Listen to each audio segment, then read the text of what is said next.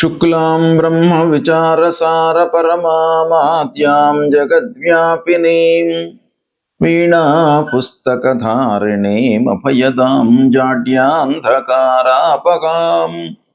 हस्ते स्फाटिकमालिकां विदधतीं पद्मासने संस्थितां वन्दे तां परमेश्वरीं भगवतीं बुद्धिप्रदां शारदां। श्री महागणाधिपतये नमः। श्री महासरस्वत्यै नमः। श्री गुरुभ्यो नमः। ద్వాదశ రాసుల వారికి జూలై మాసంలో ప్రత్యేకంగా మహిళలకు గోచార ఫలితాలు ఎలా ఉన్నాయో తెలుసుకుందాం. ఈ జూలై మాసము నిజ జ్యేష్ఠ కృష్ణ ప్రతిపద పాడ్యమి బుధవారం నుండి ఆషాఢ కృష్ణ విదియ శుక్రవారం వరకు ఉంటుంది. ఈ జూలై మాసంలో ఉన్నటువంటి గ్రహస్థితిని గనక చూసినట్టయితే 16వ తారీఖు వరకు మిథున రాశిలో సూర్యుడు సంచరిస్తున్నాడు. తదనంతరం కర్కాటక రాశిలోకి ప్రవేశిస్తున్నాడు. బుధుడు 7వ తారీఖు వరకు కర్కాటక రాశిలో సంచరిస్తున్నాడు. తదనంతరం వక్రగతిని పొంది మిథున రాశిలో సంచరిస్తున్నాడు. శుక్రుడు 4వ తారీఖు వరకు కర్కాటక రాశిలో సంచరిస్తున్నాడు. తదనంతరం సింహరాశిలో ప్రవేశించి మాసాంతం కూడాను సింహరాశిలో ఉంటున్నాడు. కుజుడు నెల మొత్తం కూడాను వృషభ రాశిలో సంచరిస్తున్నాడు. గురువు ఈ నెల మొత్తం కూడాను కర్కాటక రాశిలో ఉచ్చస్థుడై సంచరిస్తున్నాడు. శని ఈ నెల మొత్తం కూడాను మీనరాశిలో సంచరిస్తున్నాడు.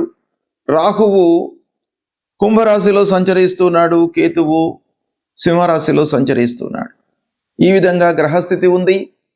అయితే ఈ గ్రహస్థితిని ఆధారంగా చేసుకొని చూసినట్టయితే ద్వాదశ రాసులు అంటే ఈ 12 రాసులలో జన్మించినటువంటి స్త్రీలకు ముఖ్యంగా గోచార ఫలితము అంటే వాళ్ళు జన్మించినటువంటి సమయంలో చంద్రుడు ఉన్నటువంటి రాశి ఆధారంగా ప్రస్తుతము గ్రహస్థితులు ఏ ఏ స్థానాలలో సంచరిస్తున్నాయి, వాటి యొక్క ప్రభావం ఎలా ఉంటుంది అనేటువంటి విషయాన్ని మనము విశ్లేషించి తెలుసుకుందాం. మీనరాశి వారికి ప్రధానంగా మీనరాశిలో జన్మించినటువంటి స్త్రీలకు గోచార ఫలితాలు ఎలా ఉన్నాయో ఈ జూలై మాసంలో తెలుసుకుందాం. జూలై మాసంలో 16వ తారీఖు వరకు 4వ స్థానంలో సూర్యుడు, తదనంతరం 5వ స్థానంలోకి వస్తున్నాడు, ప్రతికూలంగా ఉన్నాడు. కుజుడు 3వ స్థానంలో అనుకూలంగా ఉన్నాడు. బుధుడు 5వ స్థానం వక్రించి 4వ స్థానంలోకి వస్తున్నాడు, అనుకూలంగా ఉన్నాడు. గురువు ప్రధానంగా 5వ స్థానంలో సంచరిస్తున్నాడు, అనుకూలంగా ఉన్నాడు. శుక్రుడు ప్రారంభంలో 5వ స్థానం అనుకూలం, తదనంతరం 6వ స్థానంలోకి ప్రవేశిస్తున్నాడు, ప్రతికూలంగా ఉన్నాడు. జన్మ స్థానం లోపల శనైశ్చరుడు సంచరిస్తున్నాడు. ఇది ప్రతికూలమైనటువంటి సంచారం.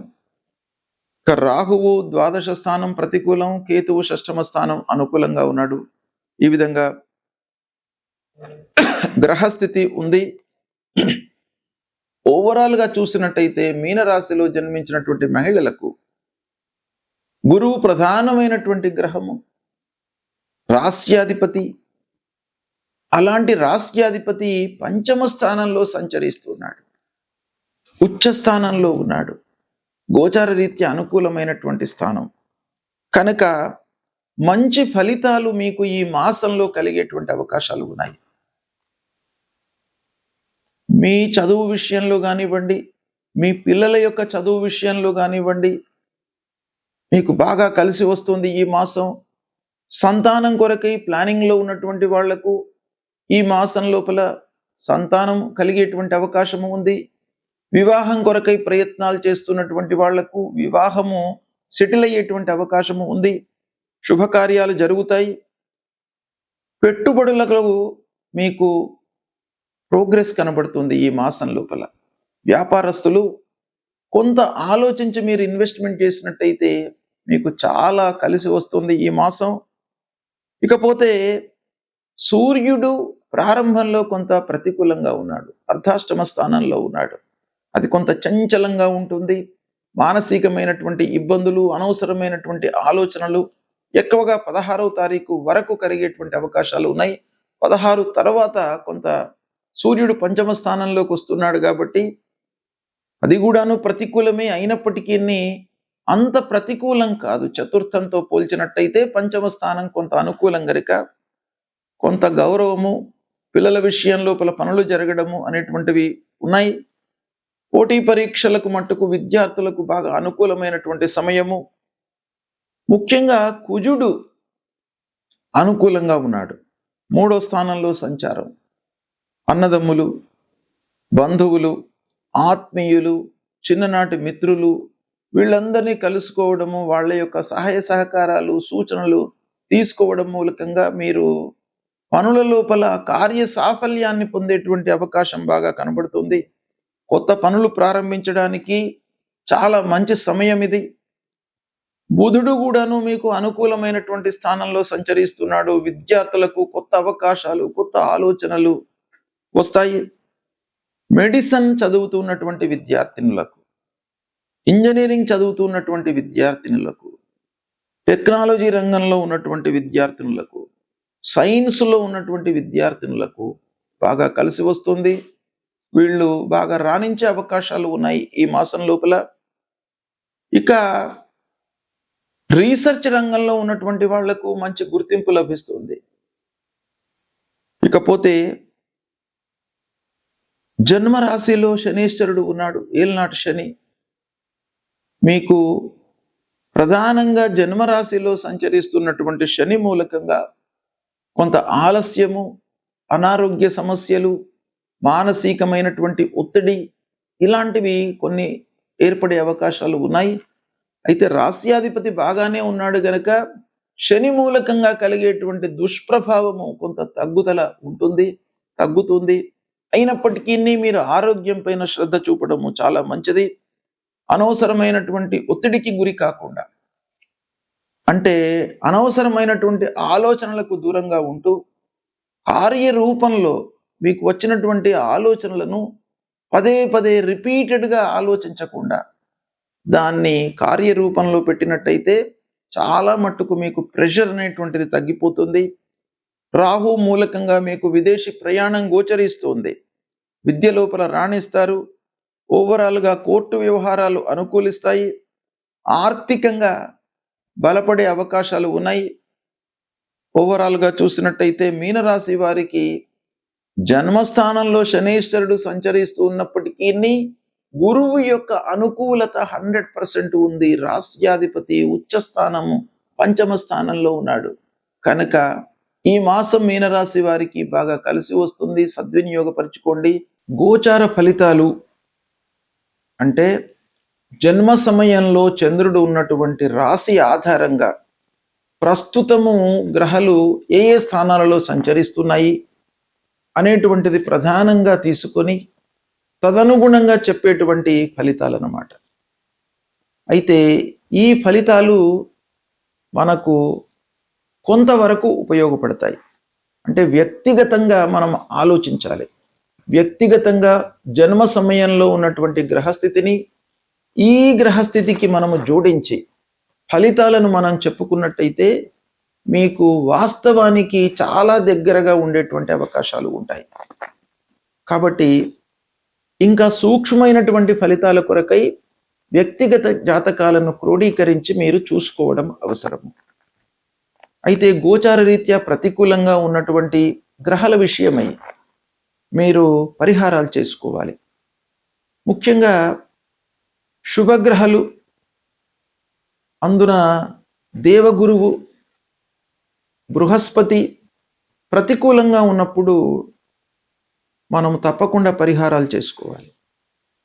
గురువు నిమిత్తమై దత్తాత్రేయ స్వామిని కొలవడము, దక్షిణామూర్తి స్తోత్ర పారాయణం చేయడము, తర్వాత గురువుకు సంబంధించినటువంటి మూలమంత్రాన్ని చదువుకోవడం,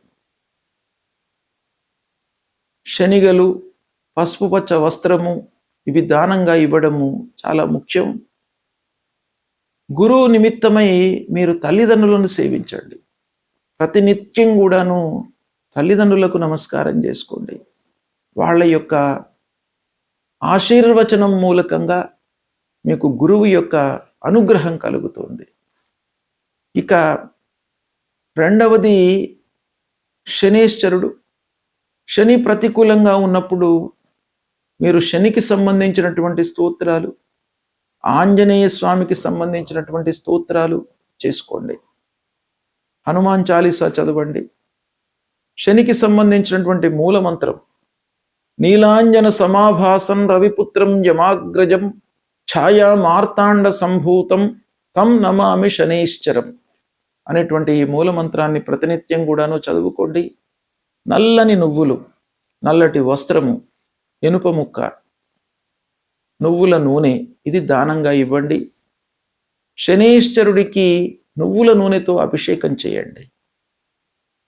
ముఖ్యంగా ఏలినాడు శని రన్ అవుతున్నటువంటి వాళ్ళు, అష్టమ శని, అర్ధాష్టమ శని ఉన్నటువంటి వాళ్ళు తప్పకుండా ఈ తైలాభిషేకం చేసుకోండి. తర్వాత రాహువు, కేతువు ఈ గ్రహాలు కూడాను ప్రధానంగా మనకు ఫలితాలపై ప్రభావం చూపిస్తాయి గనక రాహుకేతుల నిమిత్తమై అమ్మవారిని పూజించండి, దుర్గామాతను పూజించండి. కేతువు నిమిత్తమై గణపతిని స్మరించండి. నిత్యము గణపతి దేవాలయానికి వెళ్ళండి, అమ్మవారి దేవాలయానికి వెళ్ళండి. ఇక ప్రధానమైనటువంటి గ్రహము సూర్యుడు. మీకు ఆరోగ్యాన్ని, శారీరక సౌఖ్యాన్ని, మానసిక రుగ్మతలు లేకుండా మిమ్మల్ని కాపాడేటువంటి గ్రహము సూర్యగ్రహము. కాబట్టి సూర్యుడికి మీరు ప్రతినిత్యం కూడాను సూర్య నమస్కారాలు చేయండి. 12 సార్లు సూర్యుడిని నమస్కారం చేసుకోండి, భూమికి నమస్కారం చేయండి. సూర్యుడికి వీలైతే అర్ఘ్య ప్రదానం చేయండి. సూర్యుడి మూలకంగా మీకు ఆరోగ్యము కలుగుతుంది. ఆరోగ్య ప్రదాత సూర్యుడు. ఆరోగ్యం ఉంటే అన్నీ ఉన్నట్టే. ఆరోగ్యమే మహాభాగ్యం. కాబట్టి ఆరోగ్యాన్ని మీరు కాపాడుకోవడానికై సూర్య నమస్కారాలు చేయండి. ఆదిత్య హృదయ పారాయణం చేయండి ప్రతినిత్యం కూడాను. గాయత్రి మంత్రాన్ని మీరు జపించండి. ఇవి చేసినట్టయితే మీకు గ్రహాల మూలకంగా, ఆ గ్రహాలు సంచరిస్తున్నటువంటి అరిష్ట స్థానాలు అంటే దుష్ట స్థానాల మూలకంగా జనించేటువంటి అరిష్ట ఫలితాల నుండి మిమ్మల్ని ఈ పరిహార మూలకంగా భగవంతుడు మిమ్మల్ని కాపాడుతాడు. ఇవి చేయండి, తప్పకుండా మీకు మంచి ఫలితాలు కలుగుతాయి. శుభం.